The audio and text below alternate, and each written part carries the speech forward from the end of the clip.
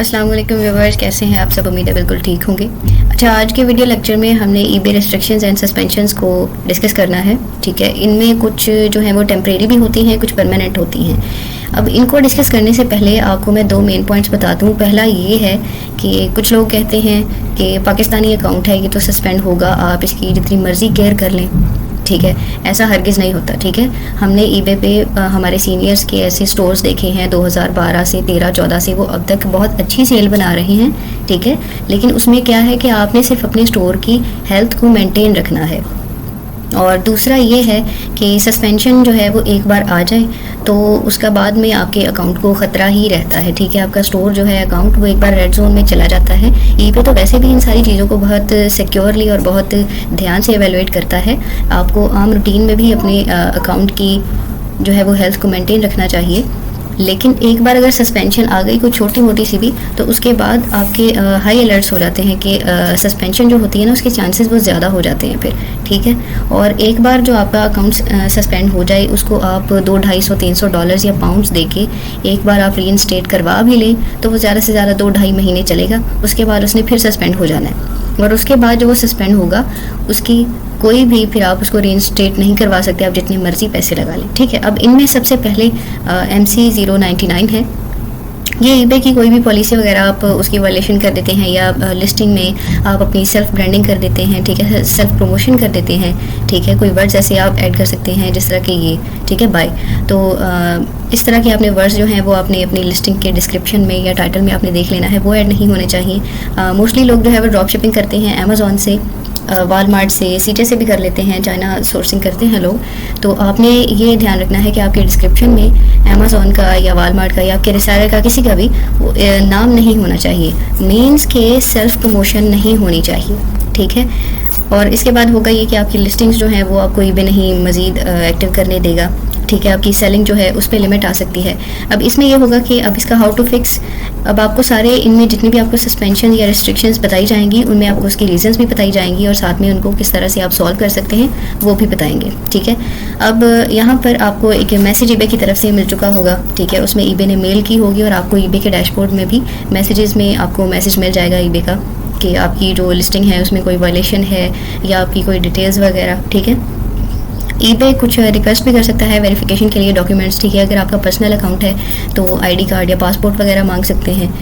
नहीं तो business account है अगर तो उसकी टैक्स डिटेल्स, ठीक है, ये या फिर बाकी सारा हम आगे डिटेल से डिस्कस करते हैं कि वेयर हाउस की डिटेल्स भी ईबे अक्सर आपसे मांग लेता है। ठीक है, वो बिजनेस अकाउंट्स में होता है, वो पर्सनल अकाउंट में भी हो जाता है, लेकिन वो तब होता है कि जब आपकी प्रोडक्ट से रिलेटेड आप पर कोई सस्पेंशन लगे। MC011 second, selling privileges suspended, ये टेम्परेरी रिस्ट्रिक्शन होती है। ठीक है, ये भी पॉलिसी वायलेशन की वजह से हो सकती है। ठीक है, आप अचानक से अपनी सेल्स जो है वो बढ़ा देते हैं। अब यहाँ पर आपके लिए एक फार्मूला है कि अगर आपको ईबे सच एज आपको 100 लिस्टिंग की लिमिट दे रहा है पहले महीने में, तो आपने ये करना है कि आपने 70 आइटम्स को लिस्ट करना है। ठीक है, 70-30 का फार्मूला आपने अप्लाई करना है अपनी सेल्स में, अपनी लिस्टिंग्स में, तो इंशाल्लाह कभी भी आपकी सस्पेंशन नहीं आएगी। फर्स्ट जो है आपने मंथ में 70% इसको रखना है कि आपको अगर 100% मिली है लिस्टिंग की लिमिट तो आपने 70% कंज्यूम करनी है। ठीक है, सेल आपने अपनी 70% रखनी है। उसकी वजह से जो है हाई सेल्स या फिर ये फ्रॉड या स्कैम, ठीक है, इस तरह के कोई इश्यूज़ ये रिस्ट्रिक्शन नहीं ईबे आप पे लगाएगा। क्योंकि जो पहला कोई न्यू बंदा होता है, न्यू सेलर होता है, आके वो स्टोर बनाए और सेलिंग स्टार्ट कर दे, तो ईबे इसको जो है वो सस्पिशियस एक्टिविटी में काउंट कर लेता है कि ये अचानक से आके इतनी ज़्यादा सेल ले रहा है, ये कस्टमर्स के पैसे जो हैं वो लेके ना भाग जाए इस तरह।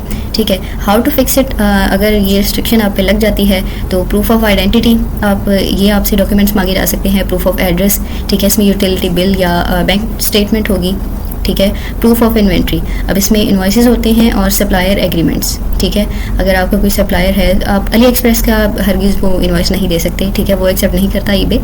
और उसके अलावा ये है कि जो आपने डॉक्यूमेंट्स प्रोवाइड करने हैं वो आपने PDF फॉर्म में हरगिज़ नहीं करने। ठीक है, ऐसा नहीं करना कि तस्वीर बनाई और उसको PDF में कन्वर्ट करके वो आपने सबमिट करवाया, वो आपका हरगिज़ एक्सेप्ट नहीं होगा। आपने क्या करना है कि आपने अपने फ़ोन से एक तस्वीर बना लेनी है, अपनी टेबल पे रख के, किसी भी जगह पे प्लेन होना चाहिए बैकग्राउंड, वहाँ रख के आपने डॉक्यूमेंट की तस्वीर बनानी है, उसको अपने फ़ोन से ईमेल करना है लैपटॉप में या लैपटॉप में क्रोम बुक में, जहाँ पर भी आपका जो है ईबे का अकाउंट लॉगिन है, जहाँ से आप उसको यूज़ कर रहे हैं, रन कर रहे हैं, वहाँ से आपने फिर उसको डाउनलोड करके देन सबमिट करवाना है। ठीक है, ये छोटे छोटे टिप्स होते हैं, बहुत इंपॉर्टेंट हैं, वरना हमने भी ऐसा ट्राई किया है PDF फॉर्म में या दूसरे वेज हमने भी ये ट्राई किए हैं। इस तरह से जो हमारे डॉक्यूमेंट्स हैं वो एक्सेप्ट नहीं होते। ठीक है, अक्सर ऐसा होता है कि आप पेमेंट मेथड चेंज कर लेते हैं अपना। ऐसा हुआ था हमारे एक क्लाइंट के साथ कि उन्होंने अपना जब ऑस्ट्रेलिया का बिज़नेस अकाउंट बनाया तो उन्होंने ओनली अपना पेमेंट मेथड चेंज किया था। उनका अकाउंट बहुत ही स्ट्रॉन्ग बना हुआ था, लेकिन उन्होंने ओनली अपना पेमेंट मेथड चेंज किया और विद इन फ्यू सेकेंड्स उनको सस्पेंशन MC099 आ गई थी। ठीक है, और MC018, ठीक है, ये सस्पेंशन उनको इसका नोटिफिकेशन मिल गया कि आपका अकाउंट जो है वो परमानेंटली सस्पेंड कर दिया जा चुका है। ठीक है, तो आपने कोशिश करनी है कि एक बार आप इस चीज़ को पहले से वेरीफाई कर लें कि आपके पास जितनी भी डिटेल्स हैं वो सेम है या वही आप यूज़ करेंगे इन फ्यूचर।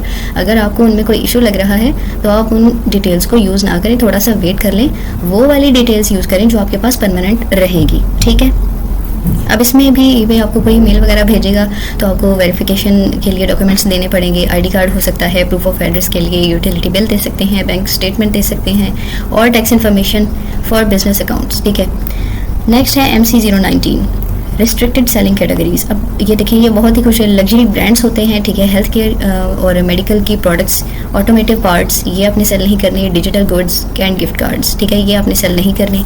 ठीक है, ये ऐसी कैटेगरीज हैं कि इनमें आपको रिस्ट्रिक्शन आ सकती है और ब्रांड आपको खुद स्ट्राइक कर सकता है। ठीक है, हाउ टू फिक्स, अब ये जो है आपको, अगर आपने किसी से अप्रूवल ली हुई है, जिस तरह हम अमेज़ॉन पे करते हैं कि आपको पहले अपना ब्रांड अप्रूवल करवानी पड़ती है, देन आप जाकर उसकी जो है वो वेरिफिकेशन लेते हैं, अप्रूवल लेते हैं अमेज़ॉन से, यहाँ आप eBay से लेंगे। ठीक है, तो बेहतर ये है कि आप उन कैटेगरीज में सेल करें जिसके लिए आपको इस झंझट की ज़रूरत ना पड़े। ठीक है, तो बेहतर यही है कि आप पेट फूड में जाएँ, बेबीज़ की प्रोडक्ट्स में चले जाएँ, ब्यूटी प्रोडक्ट्स में चले जाएँ, ग्रॉसरी में चले जाएँ, वो बेस्ट निशेज़ हैं।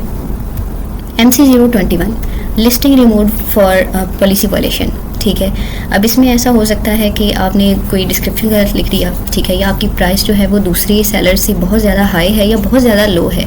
ठीक है, यही नहीं कि बहुत ज़्यादा हाई होने पर ही eBay रिमूव करता है, बहुत ज़्यादा लो भी अगर आप अपनी प्राइस रख देंगे तो लो तो वैसे आपको लॉस ही करवाएगी।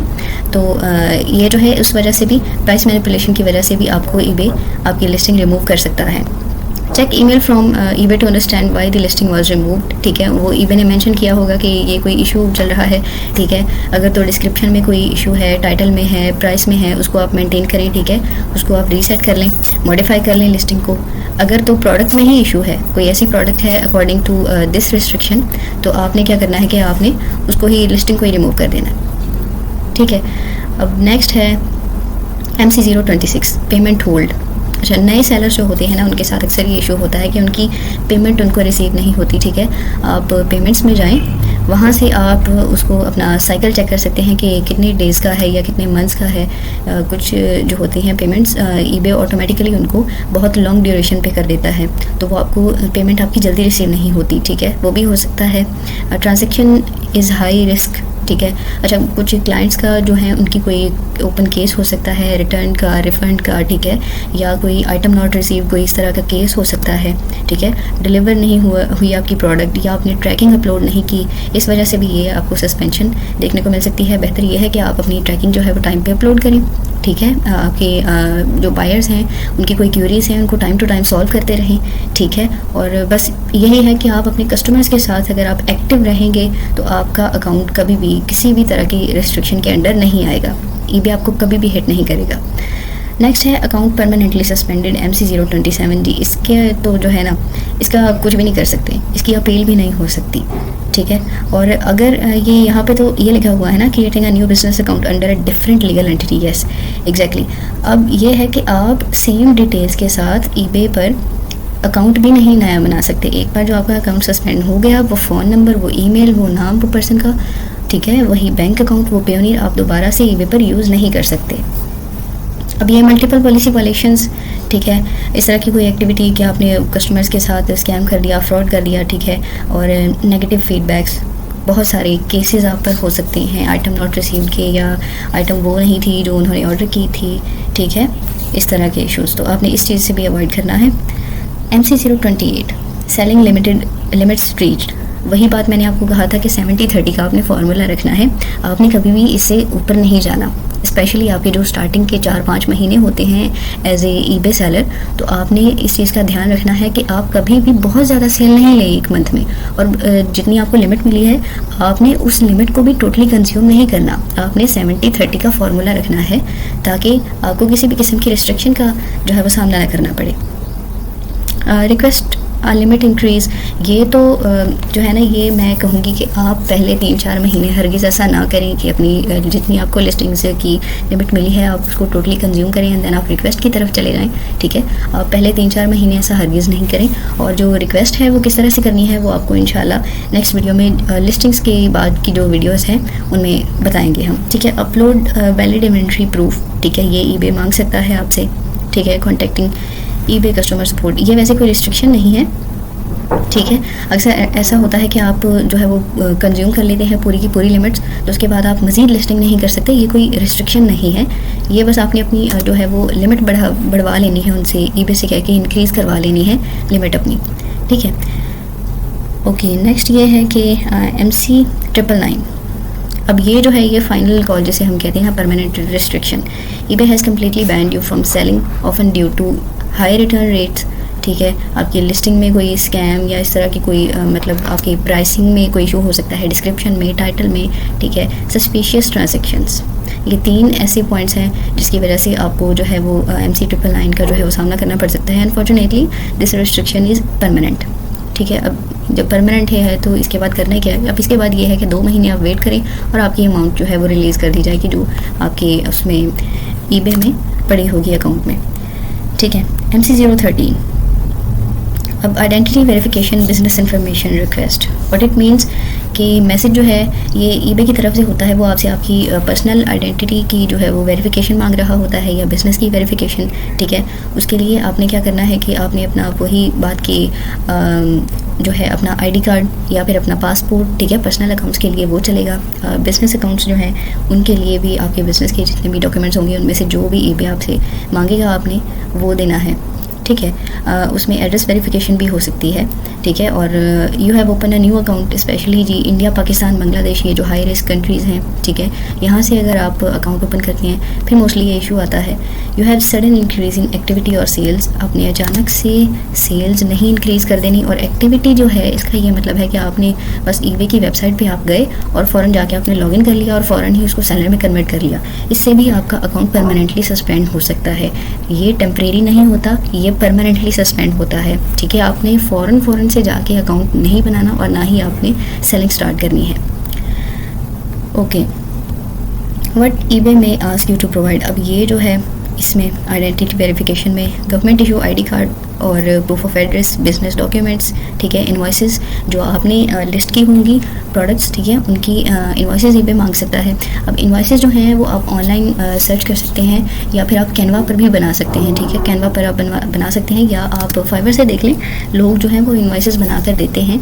ठीक है, ऑथेंटिक वे से। आपके पास ये है कि बस किसी भी रिसेलर की एक डिटेल होनी चाहिए। ठीक है, उसका नाम, उसकी वेबसाइट, ठीक है, उसकी जो बिज़नेस ईमेल है और उसकी बैंक डिटेल्स, और बस ये 2-3 चीज़ें जो हैं उसमें इनवॉइस में इंपॉर्टेंट होती हैं इनवॉइस को अप्रूव करवाने के लिए।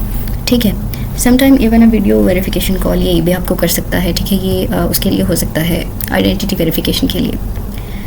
ठीक है, अब जो है आपने डॉक्यूमेंट्स अपने क्लियर और मैच करने चाहिए आपकी ईबे के अकाउंट की डिटेल से।